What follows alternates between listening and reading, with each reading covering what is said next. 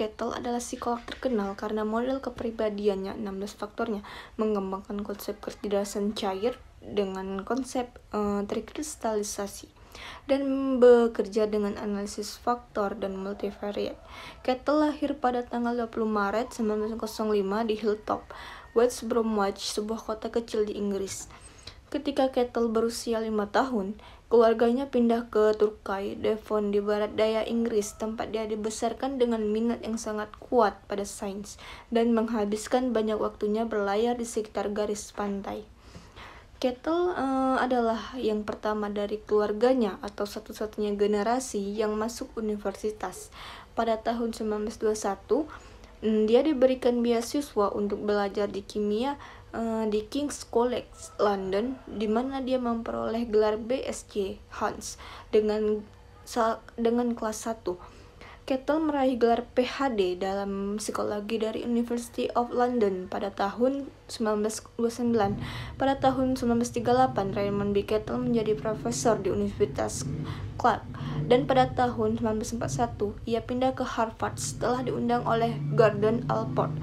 Pada tahun 1945, Kettle mengambil posisi di University of Illinois, di mana ia mendirikan Departemen Penelitian. Pada tahun 1973, Kettle pensiun dari University of Illinois dan akhirnya menetap di Hawaii, di mana ia terus mengajar, menulis, dan menikmati hasrat seumur hidupnya untuk berlayar. Kettle wafat pada 2 Februari 1998. Latar belakang dari teori faktorial analitik sendiri ini yaitu di mana Raymond B. Kettle mempunyai keyakinan dasar bahwa kepribadian memiliki banyak sekali dimensi yang dapat diukur, dan teknik analisis faktor statistik dapat digunakan untuk mengukurnya. Misalnya, seorang ahli kepribadian meneliti hipotesis bahwa orang memiliki 30 sifat yang berbeda. Alat ukur dibuat untuk mengungkapkan sejauh mana sifat-sifat ini dalam diri seseorang. Analisis faktor adalah metode menganalisis sekumpulan korelasi antara titik-titik yang berbeda dari hasil pengukuran untuk mendapatkan beberapa karakteristik. Penggunaan teknik statistik dalam teori kepribadian Kettle adalah untuk memahami kepribadian manusia. Yang ketiga ada statistik, yang dimana Kettle memakai pendekatan yang berbeda, yaitu dengan memanfaatkan statistik secara optimal. Kettle tidak memulai dari proporsi, tetapi memulainya dari pengamatan atau eksperimen untuk kemudian disimpulkan secara induktif. Kemudian disusun hipotesis, dan pembuktian hipotesis disusun secara deduksi atau teoretik. Kettle memakai pendekatan induktif, hipotetik, deduktif. Menurutnya, kepribadian itu sangat kompleks sehingga eksperimen harus selalu bersifat multivariate. Eksperimen divariate memakai teknik statistik sederhana disebut teknik R. Statistik untuk mengungkapkan trait apa saja yang dimiliki oleh satu orang disebut teknik P. Analisis perbedaan kepribadian antara dua orang disebut teknik Q. Dan analisis statistik mempunyai 3 jenis data yang dipakai Kettle, yaitu data L, data Q, dan data T.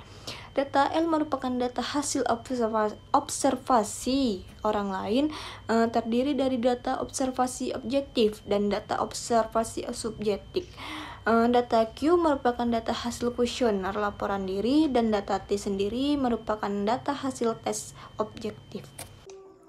Oke, masuk di struktur trait. Jadi di struktur trait ini terbagi menjadi 3. Yang pertama kategori trait. Menurut Kettle, trait adalah elemen dasar kepribadian yang berperan penting dalam meramalkan tingkah laku. Jadi di kategori trait ini terbagi lagi menjadi 3. Yang pertama ada kategori kepemilikan. Di kategori kepemilikan ini terbagi lagi menjadi 2. Yang pertama itu ada trait umum. Dan yang kedua itu ada trait khusus. Trait umum adalah trait yang dimiliki oleh semua orang dalam tingkatan-tingkatan tertentu. Contohnya inteligensi, introversi, dan suka berteman. Terus yang kedua itu ada trait khusus. Trait khusus itu adalah trait yang dimiliki satu orang saja atau bisa juga dimiliki beberapa orang dengan kombinasi antar trait yang berbeda. Itu contohnya interest dan attitude. Terus ada yang kedua itu ada kategori kedalaman. Jadi di kategori kedalaman ini terbagi lagi menjadi dua, yaitu trait permukaan dan trait sumber. Ya, yang pertama trait permukaan. Trait permukaan adalah sifat yang tampak yang menjadi tema umum dari beberapa tingkah laku. Itu contohnya itu seperti remaja yang lincah, menyenangkan orang lain, dan merencanakan kegiatan yang menarik. Dan yang kedua itu ada trait sumber. Trait sumber adalah elemen-elemen dasar yang menjelaskan tingkah laku. Sifat ini tidak dapat disimpulkan langsung dari amatan tingkah laku dan hanya dapat diidentifikasi memakai analisis faktor saja. Dan yang ketiga itu ada kategori modalitas ekspresi. Di kategori ini terbagi lagi menjadi tiga, yaitu trait kemampuan, temperamen, dan dinamik. Yang pertama itu ada trait kemampuan, yaitu adalah menentukan keefektifan seseorang dalam usaha mencapai tujuan. Contohnya itu kecerdasan. Kalau yang kedua itu ada trait temperamen. Trait temperamen adalah gaya atau irama tingkah laku. Contohnya itu ketenangan atau kegugupan, keberanian, santai, dan mudah terangsang.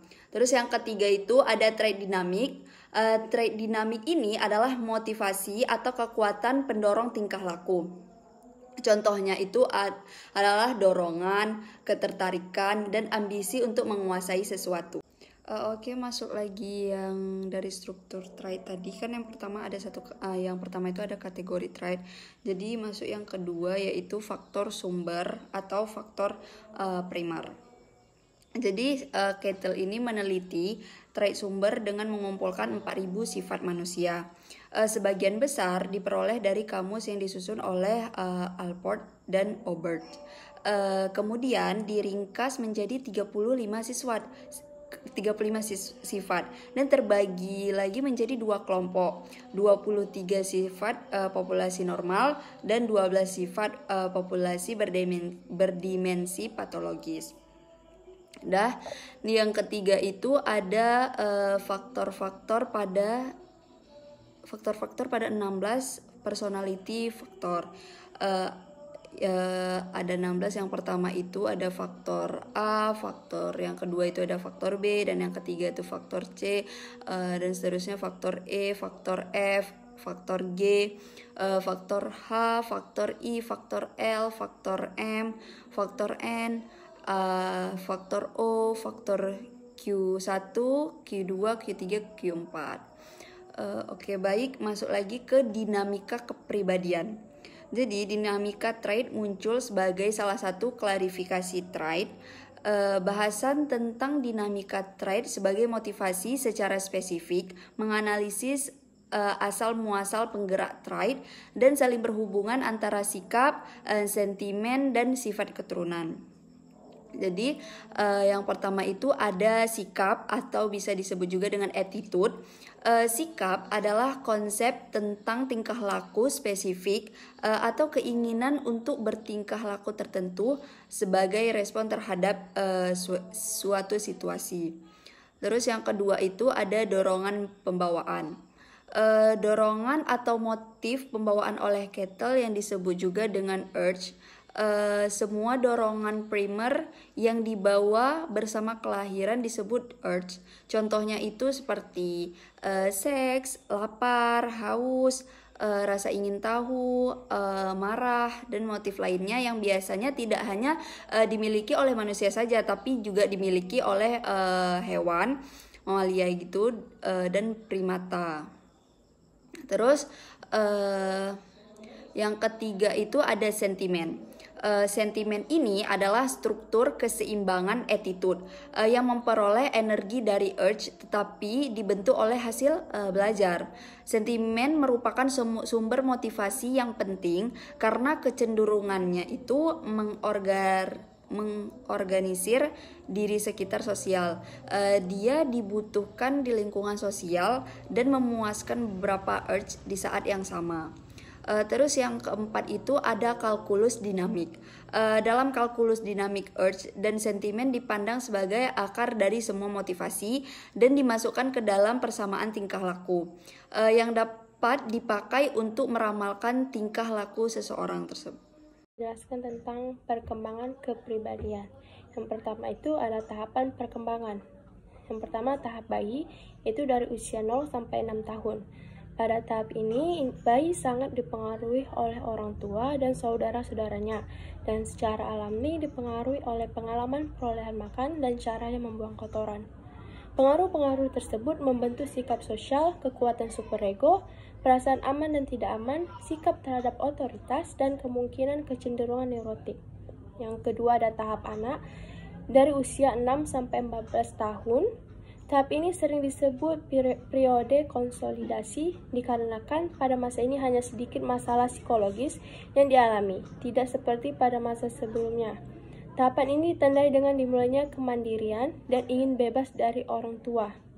Yang ketiga ada tahap adolesen, yaitu dari usia 14 sampai 23 tahun. Tahap ini adalah tahap yang paling menyulitkan dan menekan.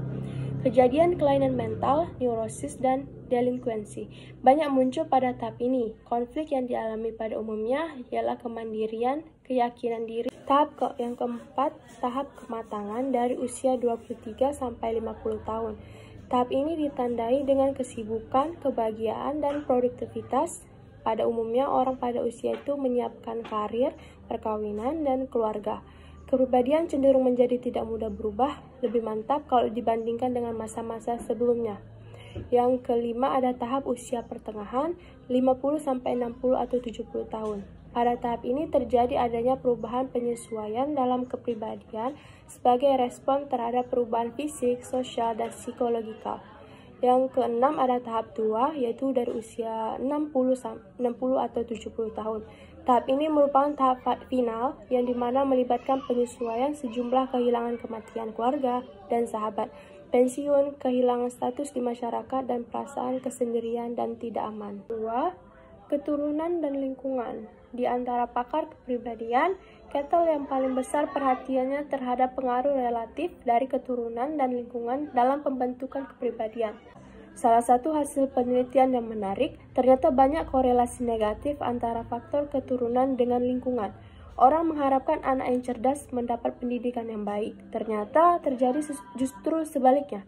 Dalam hal trait, ada kecenderungan lingkungan yang tidak menghargai, bahkan memaksa faktor keturunan untuk berubah atau menyesuaikan diri. Contohnya, ketika orang dewasa mengajari anak memakai tangan kanan alih-alih tangan kiri, atau mengajari menghilangkan rasa malu. Yang ketiga ada kecemasan. Di sini Kettle menekankan pentingnya kecemasan sebagai aspek kepribadian, karena bahaya dampaknya terhadap fungsi, fisik, dan mental. Menurutnya, kecemasan itu bisa merupakan suatu keadaan sekaligus sifat dari kepribadian.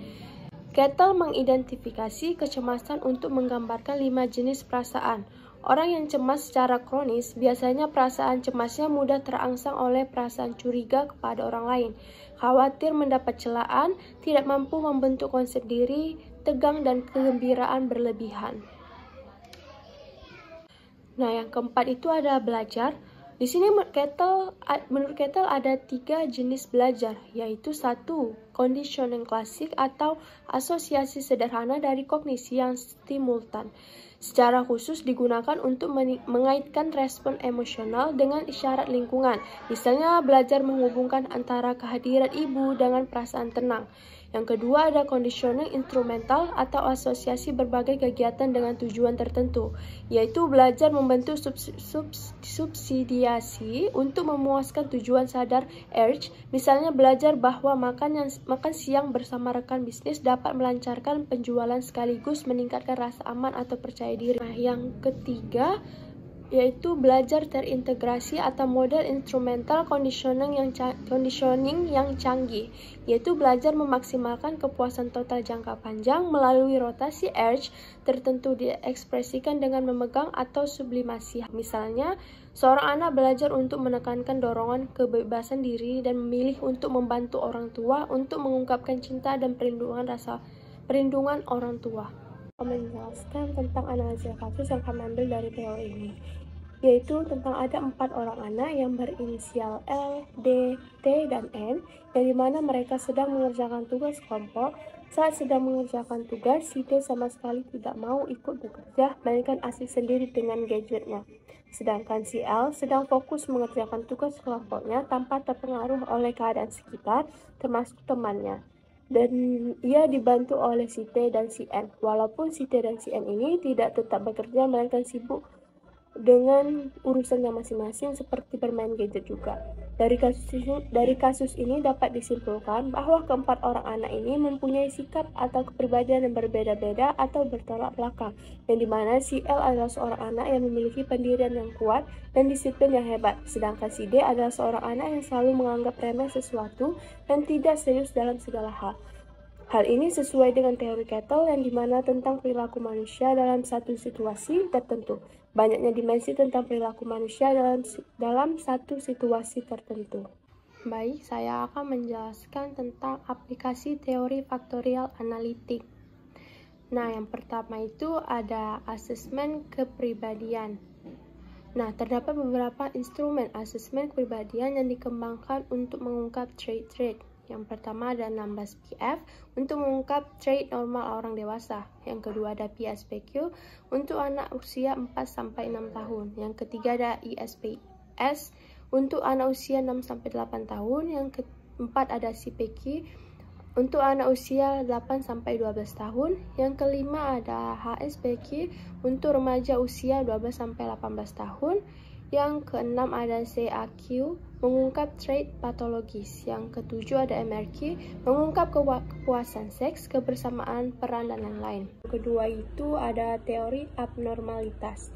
Di sini teori Kettle sejalan dengan pandangan klinis, di mana neurosis dan psikosis terjadi karena adanya konflik yang tidak terselesaikan dalam diri individu. Nah, Kettle menyarankan kepada klinisian untuk mengukur besaran variabel-variabel itu dan memasukkan nilai variabel motivator dan sumber konflik ke dalam persamaan tingkah laku. Persamaan itu akan dapat membantu klinisian memahami trait kliennya secara lebih objektif. Paling tidak, persamaan itu menjamin bahwa semua yang perlu diperhatikan dan diperhitungkan sebagai penyebab konflik. Yang ketiga itu ada neurosis. Neurosis adalah pola tingkah laku yang ditunjukkan oleh seseorang yang merasa dirinya mengalami kesulitan emosional tetapi tidak menunjukkan gangguan psikotik. Kettle menemukan neurotik banyak berkembang pada keluarga yang penuh konflik, kurang disiplin, dan kurang kasih sayang. Keluarga itu menerapkan standar moral yang tinggi dan suami istri yang memiliki latar belakang stabilitas emosional yang rendah. Nah, yang keempat itu ada psikosis, hilangnya kontak individu dengan realita, dan membutuhkan perawatan untuk melindungi dirinya dan orang lain. Psikotik biasanya tidak banyak bicara, nilai matematika rendah, ingatan buruk, tidak konsentrasi, lambat dalam membaca, dan aspirasinya tidak realistik. 5 ada psikoterapi. Pemakaian asesmen adalah sentral dari terapi sebab dapat dipakai untuk mendiagnosis dan menentukan treatment berdasarkan kelemahan-kelemahan yang harus diperbaiki. Di sini Kettle tidak mengembangkan prosedur terapi secara khusus. Dia berpandangan elektik, menerima berbagai pemahaman mendalam dari Freud maupun pengubahan tingkah laku dari behaviorism. Namun untuk keduanya, terapi harus didasarkan dan dilakukan dengan terus-menerus memanfaatkan asesmen. Jadi, kesimpulan dari materi faktorial analitik ini yaitu teori kepribadian Kettle menjelaskan tentang perilaku manusia dalam situasi tertentu. Raymond B. Kettle mempunyai keyakinan dasar bahwa kepribadian memiliki banyak sekali dimensi yang dapat diukur, dan teknik analisis faktor statistik dapat digunakan untuk mengukurnya. Analisis faktor adalah metode menganalisis sekumpulan korelasi antara titik-titik yang berbeda dari hasil pengukuran untuk mendapatkan beberapa karakteristik. Trait juga memiliki beberapa struktur, yaitu kategori trait, yang kedua ada faktor sumber atau faktor primer, yang ketiga faktor-faktor pada 16 personality factor, Kemudian dinamika trait muncul sebagai salah satu klarifikasi trait yang dimana ada sikap, dorongan pembawaan, sentimen, dan kalkulus dinamik. Kemudian perkembangan kepribadian juga meliputi tahapan perkembangan, yaitu ada keturunan, lingkungan, kecemasan, dan belajar.